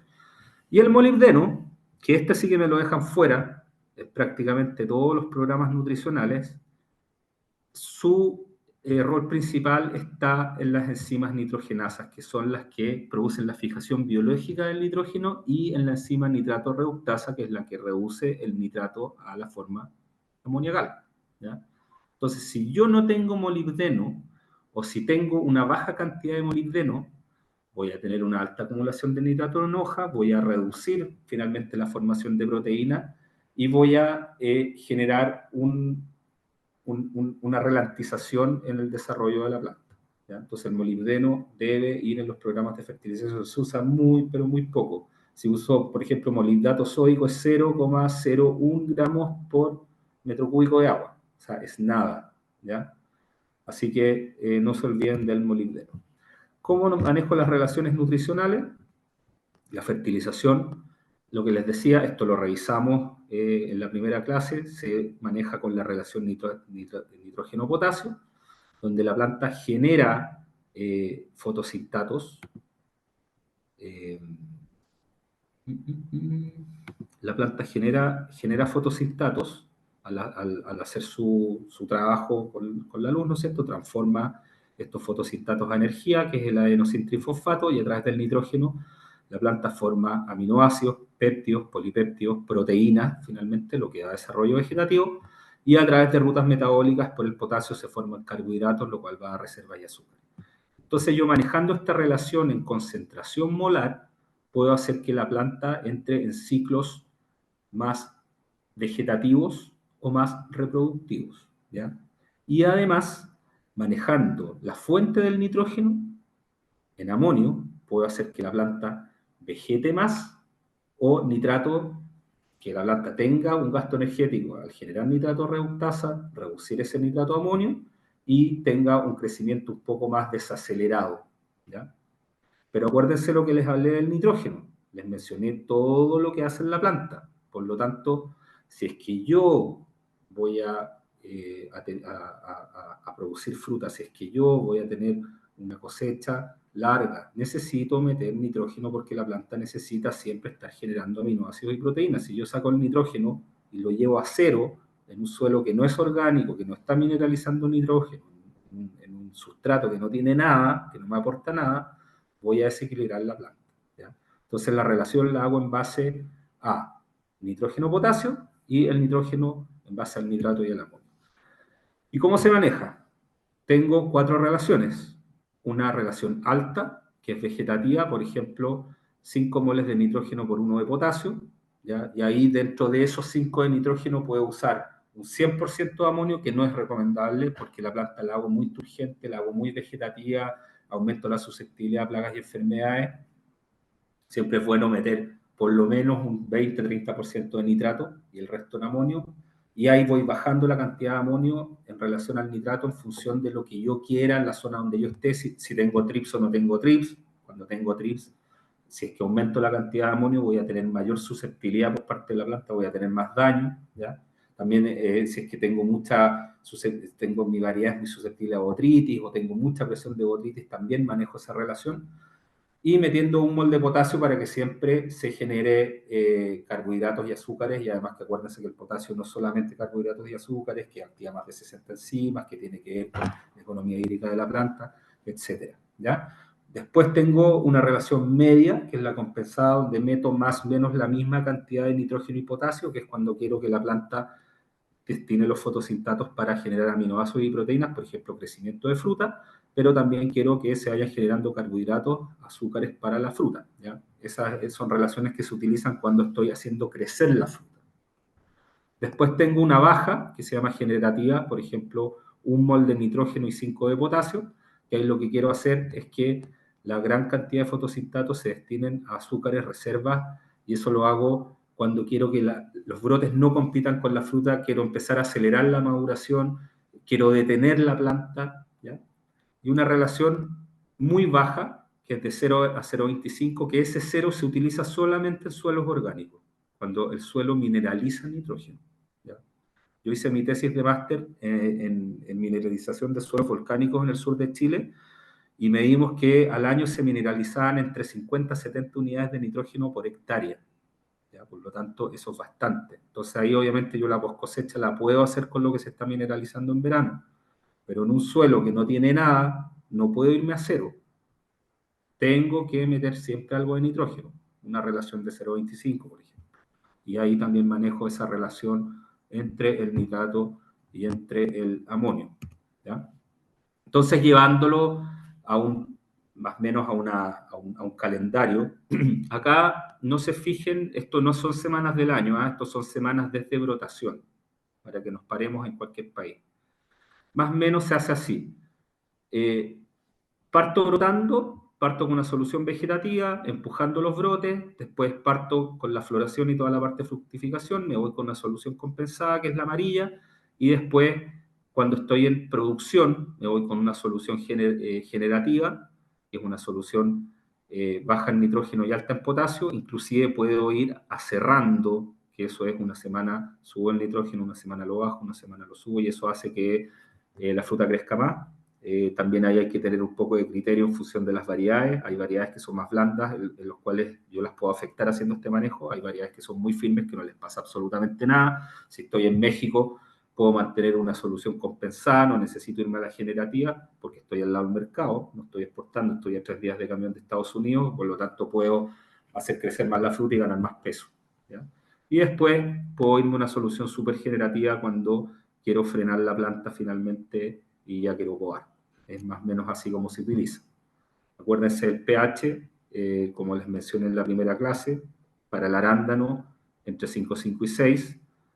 De libro, si yo me voy a lo que es el libro, la literatura, entre 6 y 6,5 tengo la mayor disponibilidad de aniones y cationes, pero acuérdense que el arándano es calcífugo, tengo que neutralizar los bicarbonatos, por lo tanto, mi tramo de seguridad entre 5,5 y 6.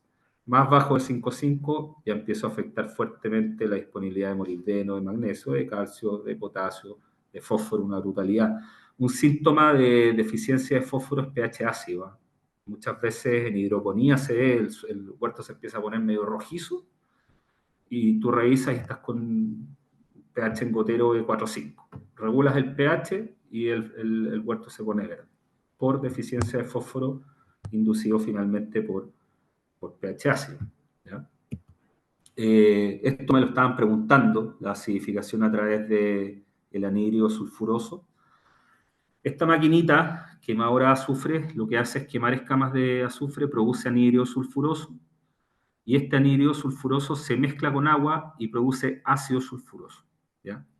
Este ácido sulfuroso, si yo lo comparo con ácido sulfúrico, la gran diferencia que tiene es que es un ácido débil, a diferencia del sulfúrico, que es un ácido fuerte. Por lo tanto, el sulfúrico es corrosivo y es peligroso. Hay que almacenarlo en estanques especiales. Es un producto que cuesta manipularlo. Hay zonas donde se producen drogas y cuesta comprarlo, o me lo pueden robar, ¿ya? Es agresivo con el medio ambiente. La gracia del ácido sulfuroso es que es un ácido débil, yo puedo tocar ese ácido, no me voy a quemar, el azufre lo puedo guardar en cualquier parte, además que el azufre está permitido en la agricultura orgánica, es de fácil manejo, no produce fitotoxicidad y es amigable con el medio ambiente. Cuando se produce la reacción del ácido sulfúrico con el agua, se liberan 2 protones, ¿ya? Es exactamente lo mismo que ocurre con el ácido sulfuroso. Por lo tanto, el poder de acidificación es el mismo, pero es un ácido mucho más seguro. Entonces, no daña el medio ambiente, no destruye microorganismos del suelo. Con el ácido sulfúrico, si yo lo manejo a pH 5, 5 y 6, tampoco voy a dañar la microbiología del suelo. La microbiología del suelo yo la daño cuando doy golpes de pH bajo, ¿ya? Muchas veces en suelo hay productores que utilizan un manejo que es para soltar suelo, para liberar sodio, le dan golpes de pH 3, ponte tú. Ahí sí destruyen microbiología, pero con pH 6 no lo van a hacer, ya no hay ningún problema. Tengo que tener claro que cuando yo meto una solución nutritiva a un pH dado, a un suelo, en el tiempo ese pH va a empezar a subir y se va a ir al pH natural del suelo, porque el suelo es un buffer. Por lo tanto, cuando utilizo acidificación, si es que necesito hacerlo, porque hay suelos y aguas en las que no se necesita, debo hacerlo de manera constante en todos los riegos y durante todo el riego, porque el suelo es un buffer, ¿ya? Acuérdense también de los antagonismos iónicos. Acá tienen esta información donde pueden ver cuáles elementos tienen antagonismo fuerte entre ellos, cuáles antagonismos débiles, cuáles tienen sinergismo y cuáles tienen sinergismo negativo. Es re importante cuando yo preparo las soluciones fertilizantes, en los debidos estanques, cuando necesito aumentar un nutriente o tengo problemas con algún, por ejemplo, un agua que contiene mucho magnesio, a mí me ocurre eso en Sudáfrica. Entonces, como tengo que manejar una relación adecuada para poder fertilizar con el calcio, que es, acuérdense, 12:1 por cada 2 moles de calcio, 1 de magnesio, yo si mantuviese esa relación de manera constante, me gastaría mucho calcio. Entonces se hace el día del calcio, que es un día que se fertiliza, y se pone la relación correcta de calcio, magnesio, 2:1, ¿ya? Y obviamente no se mete ni con amonio, ni con fósforo, ni con potasio para no generar antagonismo. Entonces, esto le sirve de guía para poder manejar eso. Después, yo voy nutriendo y tengo que ir revisando los niveles nutricionales, cómo se mantienen. ¿Qué es lo que hacen los laboratorios? Los obtienen de libros, de bibliografía, que nadie sabe de dónde lo sacan, o puedo yo revisar algún libro, que acá yo les pongo un cuadro donde estoy comparando dos fuentes, una fuente A, que es Miles, y una fuente B, que es una guía de producción de la NRAE, ¿ya? De Estados Unidos. Si se fijan, lo que me dice la fuente A para el nitrógeno es distinto a lo que me dice la fuente B. Ya en la fuente A, por ejemplo, me dice que yo estoy deficiente entre el 1 y 1,49%, y la fuente B me dice que yo estoy deficiente en menos de 1,7%. Acá les voy a poner un ejemplo más exagerado. El boro, la fuente A me dice que yo estoy normal entre 26 y 75. La fuente B me dice que estoy normal entre 30 y 70, ya están parecidos, pero acá la fuente A me dice que tengo exceso si tengo más de 75 y la B me dice que es en 200. El fierro me dice que es en 200 la A y el exceso es 400 en la B. Entonces, lo que les quiero mostrar acá es que si yo agarro distintos autores, ¿ya? Distintas bibliografías, voy a encontrar que los elementos nutricionales que me recomiendan dentro de estos rangos son diferentes. ¿Por qué? Porque esto se toma de muestras de análisis foliares de laboratorio y se sacan finalmente promedios, se sacan medias, y esto lo correcto es compararlo con sectores de esa variedad con alta producción y utilizar ese nivel como rango. Entonces, el ideal es que yo construya mis parámetros foliares, ¿ya? Que yo construya mis parámetros en base al país donde yo estoy, en base a la zona agroclimática donde estoy y en base a la variedad que yo utilizo. Utilizar los rangos como referencia. Por ejemplo, esto es un parámetro construido por nosotros, ¿ya? Para una zona en específico, para un grupo de variedades en específico, para distintos estados fenológicos, para el potasio, para el calcio, para el magnesio, para el azufre, donde puedo ver que tengo todo un comportamiento dentro de la temporada que tampoco se mantiene de manera pareja. Entonces, lo que es exceso en algún momento de la temporada no necesariamente es exceso en otra. Entonces, ahí tengo que tener criterio y construir mis propias curvas para poder hacer bien esto, ¿ya? Entonces, tomen como referencia estos análisis, pero también hay que mirar cómo está la planta. O sea, si yo voy y me aparece boro, oye, tengo una planta que está con 150 partes por millón de oro. Chuta, estoy con exceso. Porque el libro me dice que sobre 75 tengo exceso, pero estoy viendo alguna sintomatología, algo raro. No, la planta está bien. 150 no pasa nada, de hecho 150 no pasa absolutamente nada, es sobre 200 donde tengo que tener cuidado, ¿ya? Entonces, en ese sentido uno tiene que tener criterio, no fijarse tanto en lo que me muestran los laboratorios o me muestran los libros para poder nutrir bien la planta. Entonces, en cuanto a los requerimientos nutricionales, ¿ya? Desde una plantación nueva a un huerto adulto y también dependiendo de la zona, con lo que es el nitrógeno, son 30 a 120 unidades por hectárea. Esto es para zonas mediterráneas. En Perú puedo llegar a 400 unidades de nitrógeno, puedo usar nitrato, sulfato de amonio, MAP.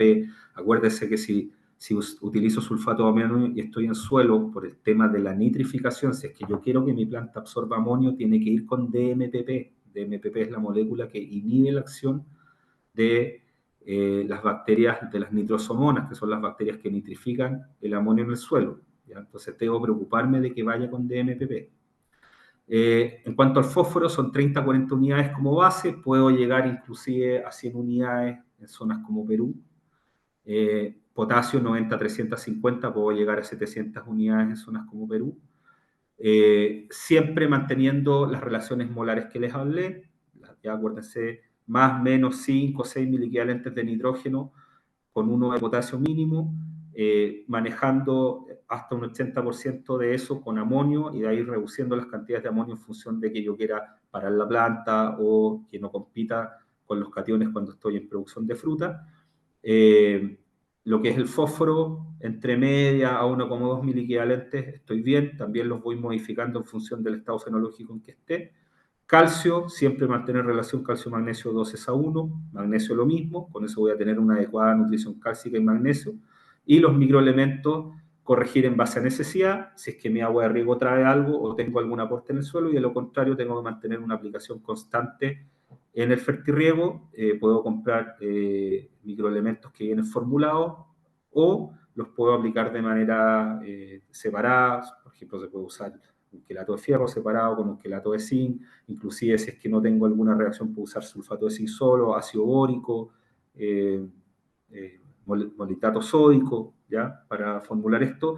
También hay productores que simplemente los aplican una vez a la semana o cada 15 días de manera foliar y mantienen los elementos dentro de los rangos adecuados en los análisis foliares. Eso también funciona bien, ¿ya? El pH, manejarlo entre 5,5 y 6, neutralizando el 75% de los bicarbonatos del agua de riego. Utilizar ácido sulfúrico, sulfuroso o nítrico. Si utilizo nítrico, tengo que considerar el aporte de nitrógeno. No utilicen ácido fosfórico para acidificar, porque generalmente necesito más fósforo de lo que necesita la solución nutritiva y termino generando reacciones con el zinc, con el calcio y con el fierro. Cuando yo sobrefertilizo con fósforo, ¿ya? Cuando utilizo más de lo que requiere la planta y de lo que requiere la solución nutritiva, voy a generar precipitados, voy a generar fosfato de zinc, fosfato de calcio y fosfato de fierro, y voy a dejar esos elementos no disponibles para la planta. Entonces empiezo a generar deficiencias. A mí me ha tocado ir a huertos que están cloróticos, con clorosis férrica, y que es por exceso de fósforo. Empiezo a buscar dónde está la razón, no la encuentro, no sé qué. A ver, pásame tu análisis de suelo. Oye, tienen, no sé, 120 partes por millón de fierro en suelo, que es una brutalidad. ¿Estás acidificando con ácido fosfórico? Sí. Sácalo. Lo sacas y se acabó la clorosis férrica.